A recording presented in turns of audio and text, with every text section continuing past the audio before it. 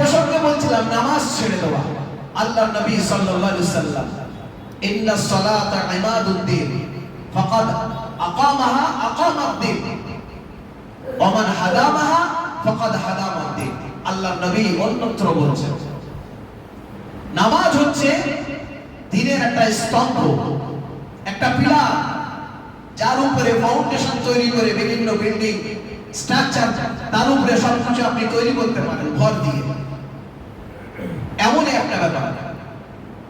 ফাকাদ আকামাহা আকামাদ্দিন, সেটাকে যে সুরক্ষিত রাখলো,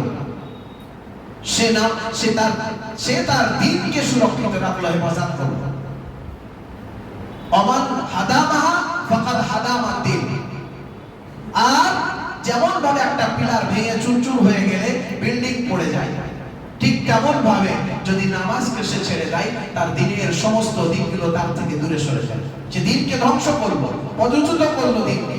দ্বীনের সাথে সে নাইনসাফি করলো।